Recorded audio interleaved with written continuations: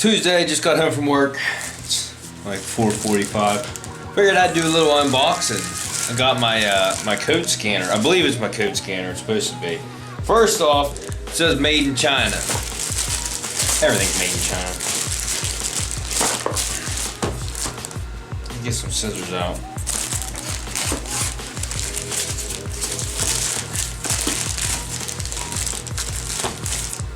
Alrighty. Let's see what it looks like. So they put it in the package upside down, I believe. Wouldn't think you'd want to see the back of it when you open it up. So it's in there backwards. Wonder if the thing even works.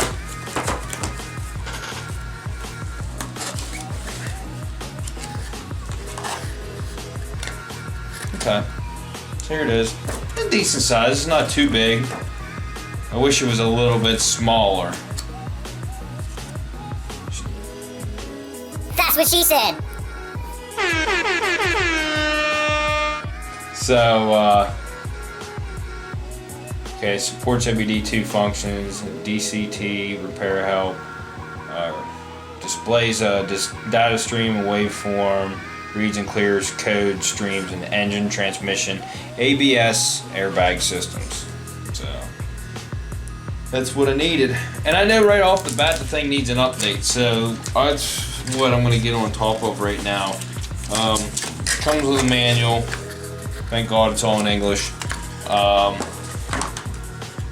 Comes with your OBD2 plug, goes in the top, and then a USB plug, and then from what I read online, comes with this little USB adapter, and it takes an SD card. Let me see. Which my computer has an SD card reader. Yeah, has a micro SD card in there, and to update it, you have to go to their website, and you put the files right onto the card, and then you can update it through that. I wonder if it'll turn on or if I gotta plug it in. I'd imagine I gotta plug it in. It probably needs a charge too if it has a battery in it, so I'm gonna go ahead and do that too. I'm gonna go over the directions here and might plug it into the Sorento then and see how it works out. So let me update this thing first, and then we'll see how. Alright, so all I did was plugged it into the USB, and it has power now. You can see your basic screen here. Diagnose. You go to that, and OBD2. This first one is like your generic codes, your engine, like generic codes. It works on all models. Scan, when you go to that, that brings up all of your different manufacturers. I don't know if it's coming up on the screen or not. There you go. Brings up all your different manufacturers. Alright, so I'm just finishing my upgrade. You can see there, it's complete. Hit OK. It's rebooting. Alright. And I don't have time right now to test it on the Sorento because I'm going to the gym, so I'll test it afterwards, which will be no time for you guys. It'll be instant. So just hold on a second. So I'm driving right now. I'm pumped for this code reader. I plugged it into the Sorento, looked it up, went into the Sorento settings and stuff, and I checked out every system. And while I was in there, under the stability control or ABS sensors, there was two stored codes on the Sorento. There was both the rear wheel sensors threw a code at one point in time. Now they weren't still up, but it showed that there was no signal from the rear wheel sensors. So they were stored in there, and just being that they weren't showing a fault recently, there was no lights on the dash. So using that computer, I went in and cleared them, so now there's no codes in the system. So, I mean, it makes me feel better knowing that, I mean, I can go back, I can even see stuff that's not even showing up on the dash. I thought that was pretty sweet. So, I know at one point in time there was problems with the rear wheel sensors. So, something comes up again, I know what I'm looking for. So, yeah, I thought that was pretty cool. I wanted to get familiar with it a little bit before I went on camera and looked like an idiot stumbling through it.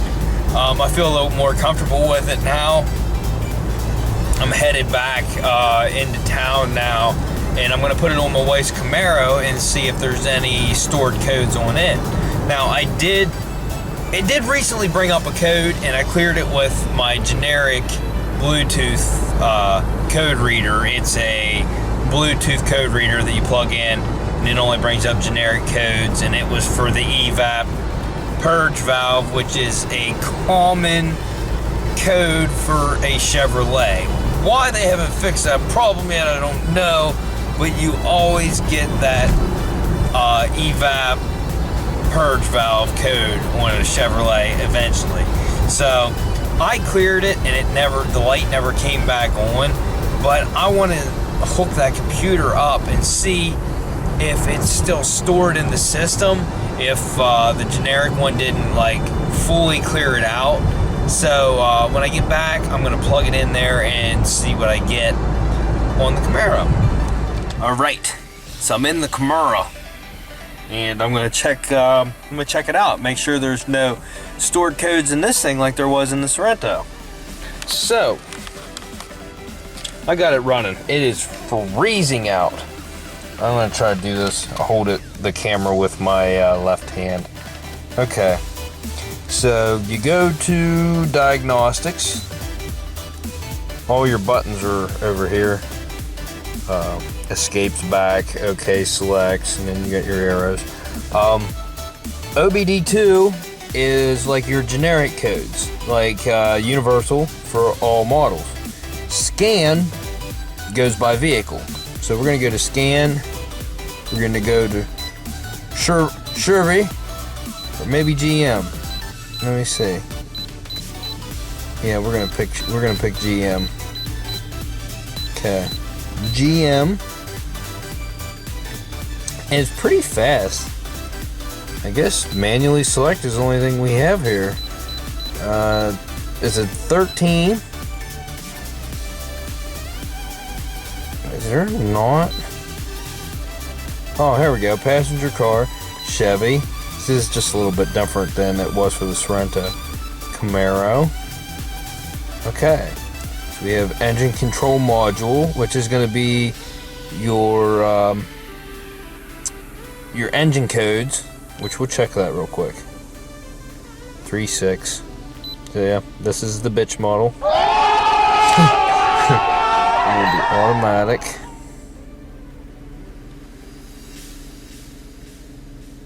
Okay, read DCTs. Okay, we got nothing. Okay, so let's go back. This is a little bit more of a pain in the ass than it was for the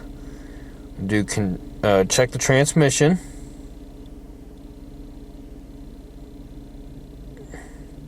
Read DCTs. Okay, we got nothing in the transmission.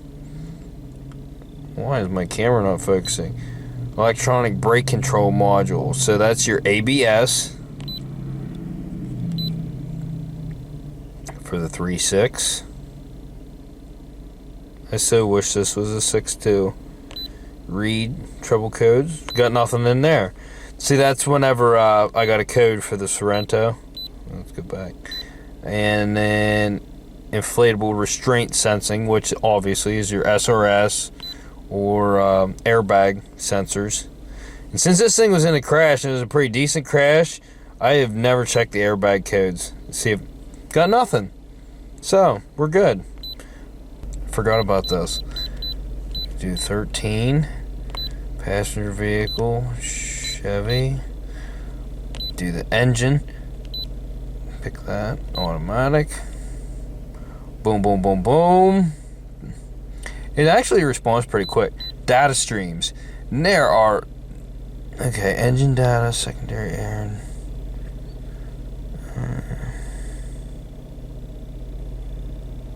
On the Sorento, there was 134 different things that you could live stream. Let's do engine data. Looks like there's 68 in this one. So you can pick 4 at a time, and that's it. I clicked on all, and that only brings up everything that's on that page. So let's uncheck that.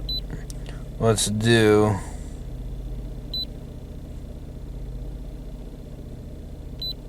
that.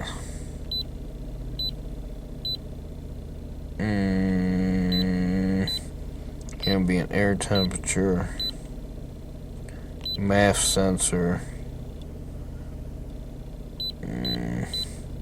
throttle position, and then you hit exit. It's going to give you a live stream what's going on. Our engine idle is at 600, which looks correct.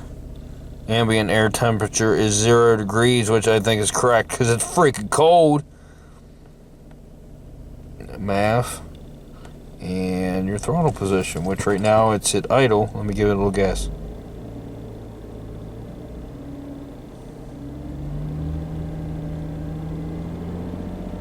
So yeah, it's pretty neat. Yeah, that's just a little taste of it. It does a lot.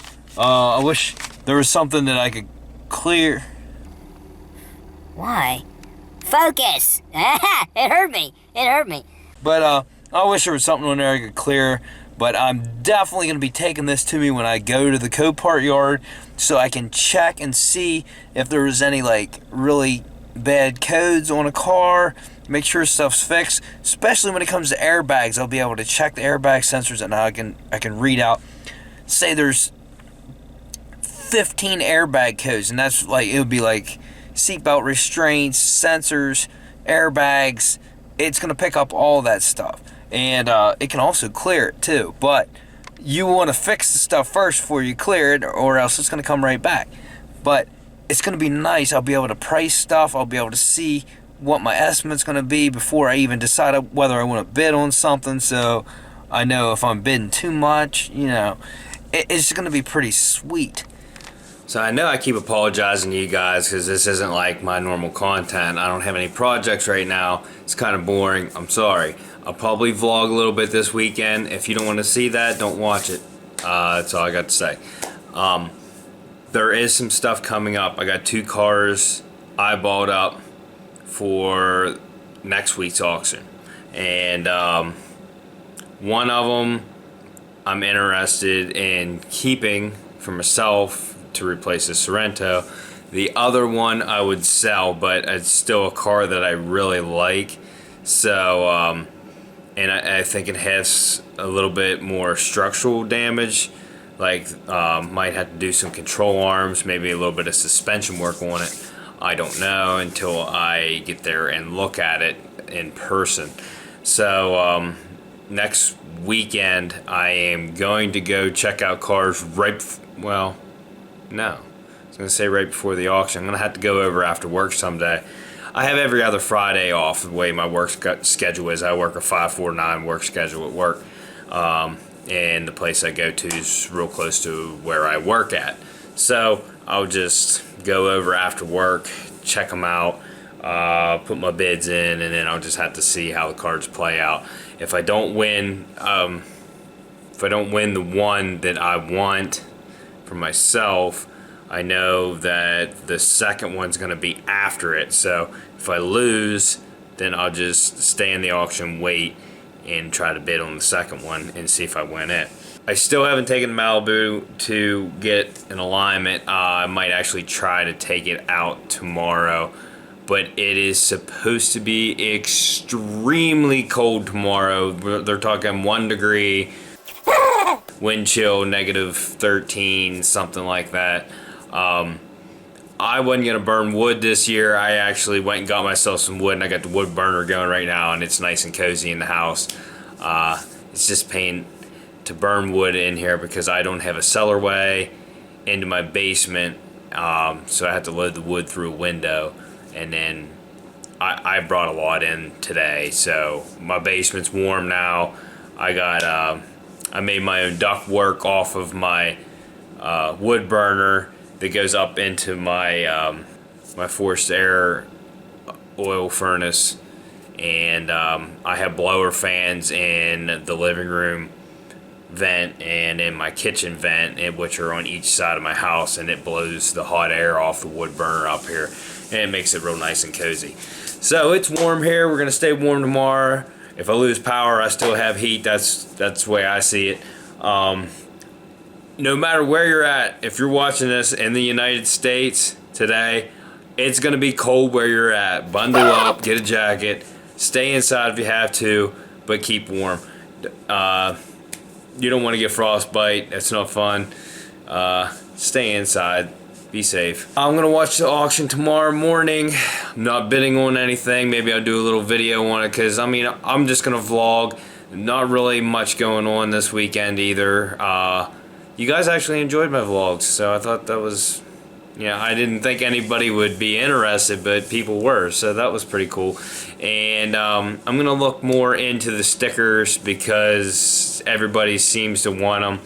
I need to figure out what a price point will be and how I'm gonna distribute them.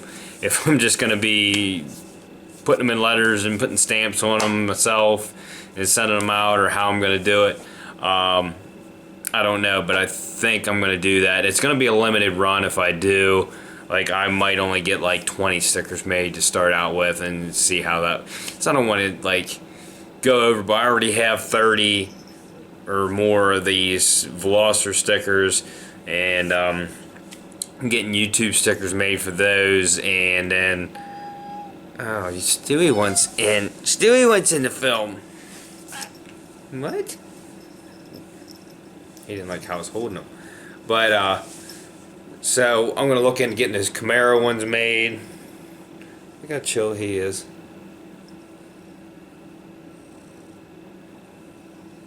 He loves his daddy, don't you? Yeah. So I'm gonna close it out on this one. Hopefully we'll see you another day this weekend. But go back, see some other videos. Like, subscribe, and thanks for watching. And we'll see you in the next one. Yeah.